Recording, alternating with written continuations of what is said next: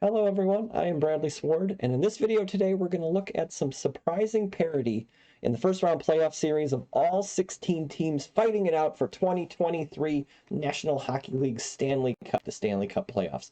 Here is the current bracket as I'm making this video here on the 27th of April. This video is unofficially brought to you by the 2023 Grand Cherokee. Wonderful vehicle. Look at it right there. It's the most luxurious SUV in its class. So Jeep, call me. You know, I'm I'm up for sponsorship. So here we go. So we have 8 playoff series, and at this moment, every one of them is going to possibly end up as a 3-2 series, a split series. And as you guys know, like maybe many of you also follow sports, whatever, over the years, I don't remember anything kind of being this even. The parity here where almost every team has basically, gone off and won 3 of the 5 games or lost 2 of the 5 games. And so usually somebody blows out somebody else, sweep series here 4-0 or at least 4-1. But here we are, we have an opportunity tonight. And in your past, you will know the answer. In my future, I will know the answer too. But we basically have like probably about a 30% chance of every team being in a 3-2 deficit or leading the series 3-2 in the next day here. But what happened was a couple days ago then, if you just think of all the parity here, every single one of the series was 2-1 one way or the other. So basically every team that's playing for the Stanley Cup has already lost a game. And so it was just one of those things that just seems very interesting. And I was just kind of curious, what was the probability of something like that happening? And so this video today is going to take a look at something like that, where we can figure out what is the probability that every team in our Stanley Cup playoffs has the opportunity here to have a split series. So I'm going to start my understanding with just kind of taking a look at basically the 3 games here. And so let's just presume that the game is a 50-50 coin flip. And of course, that's never, ever true. But just to say here, let's just start with that and say there's got to be 3 games. And just think of them as 3 coins. You don't even think of it as hockey anymore. You can kind of supplement that with this. And you say, okay, out of this, there's 8 different possibilities, right? Because each game has a win-loss. That's 2 possibilities. 2 times 2 times 2 gets me 8. 8 different ways this thing can go out.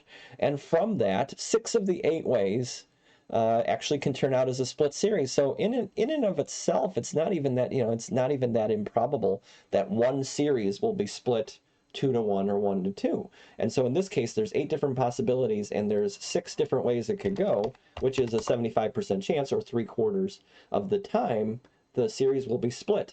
And so for one series, that really isn't that, that isn't that improbable. And so maybe my thought on this is unfounded. But then you say there's 8 different series, and so you just take this value here and you take that to the 8th power, and you end up with basically 10% odds. If you just take that and multiply it by 100, you have basically a 10% chance of this happening year to year.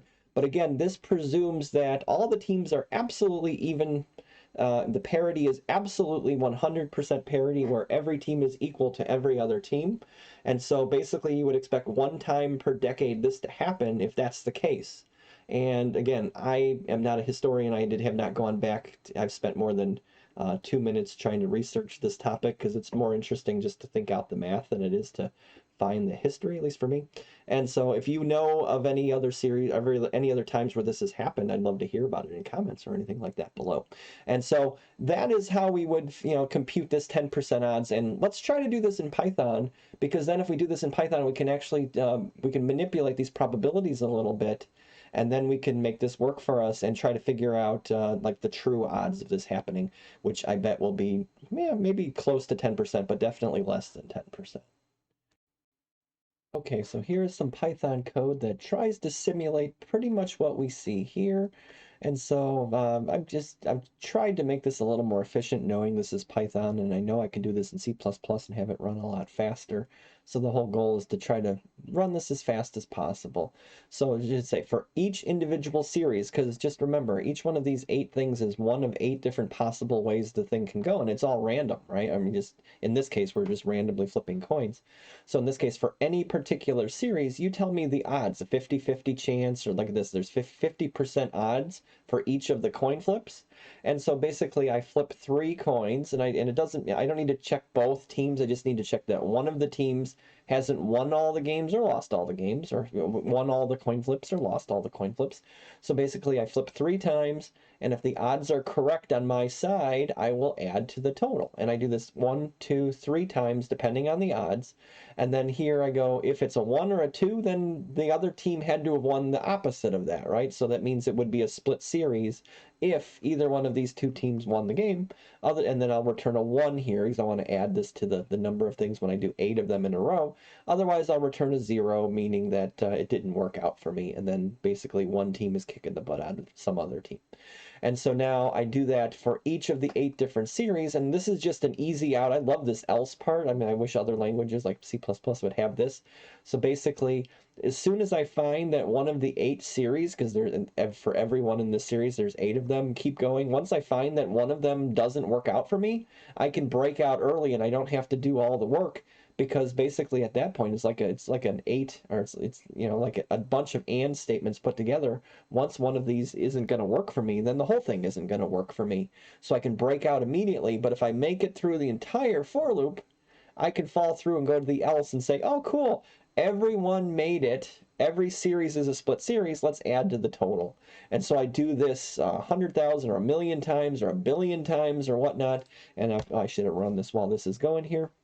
It's not going to take a ton of time, but you can see here, this is the value I'm going for over here, just over 10, and I forget how long this takes, so I'm just going to keep thinking about it, but pretty much I'm going to get pretty close to that probability, and the more tries I do, and there I go, it's a little low, 0.000998, here, let me steal that number so we can kind of take a look at that and just compare. And you can see, if I just add a 0, can I add a 0 or add another 0? There you go. It's really not off by that much, and it, you know, ultimately it really isn't that big of a deal. It's only, quote unquote, 1,000,000 tries. The more that you do, the closer you will get to this limit, but you'll never get it perfect because, you know, basically the law of probability, plus also the random number generator isn't 100% perfect with random number generation, and it all depends on which language and which algorithm is being used and whatnot, but you'll never get 100% perfection on that. So very close. And again, the more I run it, like if I run it even more, I'll just run it maybe a little bit longer, you can see that that is working for us, and we get a value. Should take twice as much time, but we'll get a value probably a little closer and probably right on that 0.100 mark, just over 10% of the time. Would have been done in C++ by now for sure. But that's okay. Python's a fun language. So let's see. Come on, guys. And then we'll...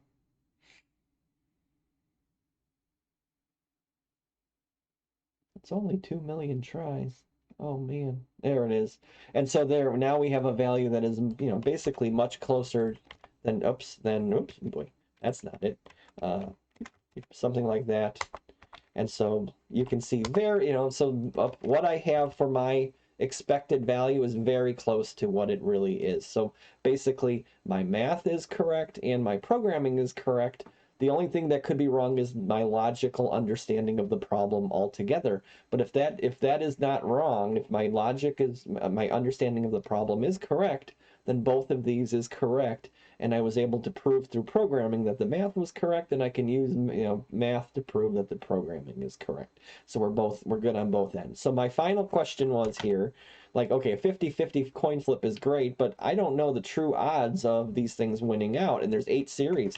So I'm like, what if 2 teams had a 60% chance? What if 2 teams had a 55% chance?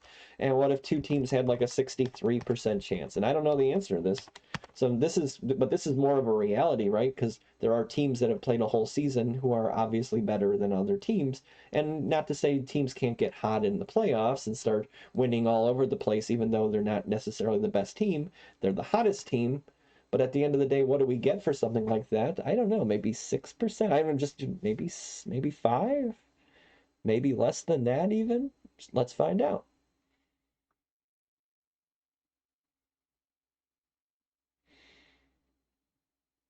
And there we go, right about 8% of the time with those probabilities in play. And so like this is probably more realistic or closer to the reality of that. So 8% of the time would mean basically 1 out of 12 or 1 out of 13 years, you know, basically a little bit more than the 1 out of 10. I don't know what the real probabilities are for, for these kind of things. I'm definitely not into those kind of statistics.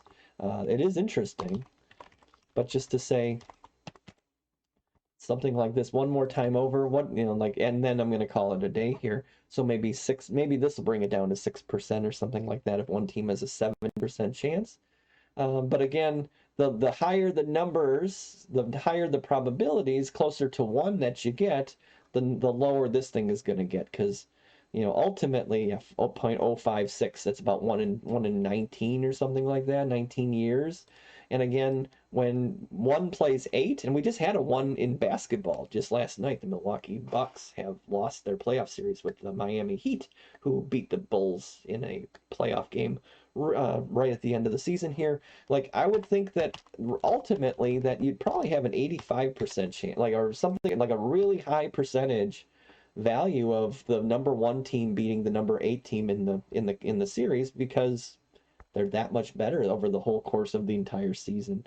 And so this is why statistically and probability wise, it's probably closer to something like this, where it only happens maybe a cup like this once every 50 years or something like that, or whatever. So it is statistically likely that this doesn't happen very often. And so there you have it, everybody. That's my analysis on this kind of situation with the parity in the NHL. If you know anything better than what I know, I'd love to hear it, because I'd love to be learning about this kind of stuff. I'm doing data analytics, and I'd love to be able to understand the math behind the math and the statistics behind everything. So if you made it this far, thanks for sticking it out with me. And as always, I hope you guys have a great day and a great week. And I guess I hope to see you guys in future videos. Take care.